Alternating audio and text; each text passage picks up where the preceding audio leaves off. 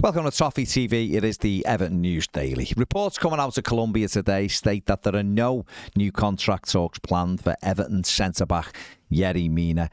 The centre-back, who's been capped 39 times by Colombia, is out of contract this summer.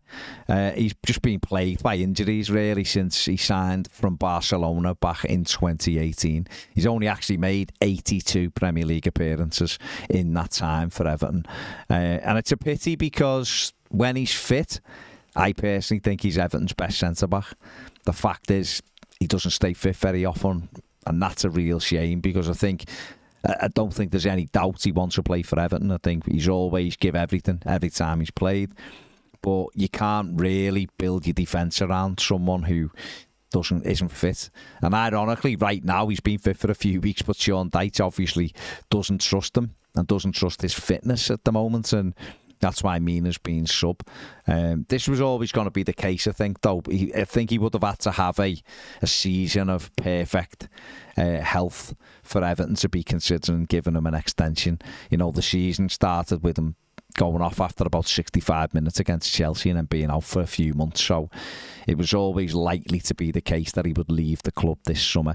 Further on in the report say that there's a host of Serie A and La Liga teams who are interested in taking him, obviously, on reduced wages than what he's on at Everton, and with him being out of contract as well. So looks as though Yerry Mina's time at Everton is coming to an end.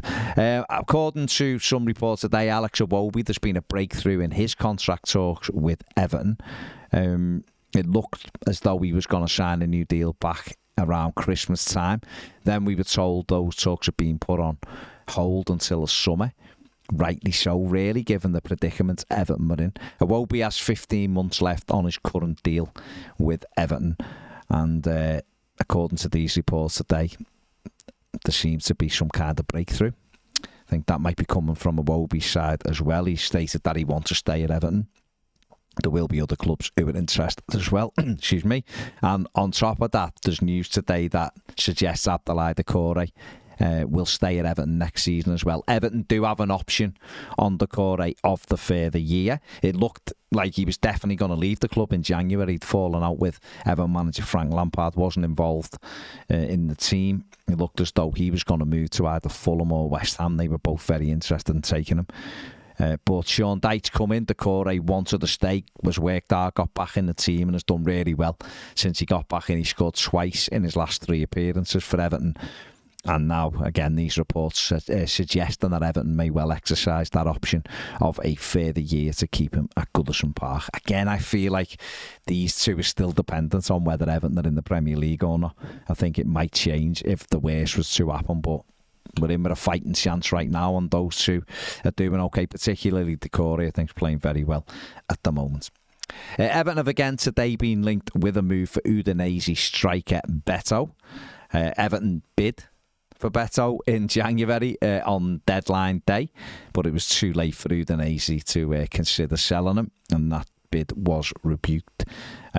Thought a fee of around €26 million will be enough to take the 25-year-old from Udinese to Goodison Park.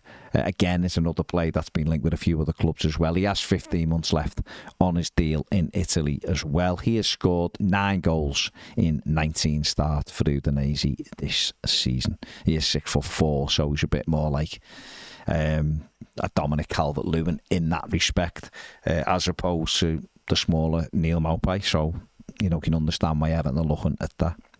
And finally, Ellis Sims says the goal that secured Everton a point on Saturday at Stamford Bridge was a dream come true for him. He said he loves you at Everton. He's been here a good few years now and has worked hard to try to make Saturday come true.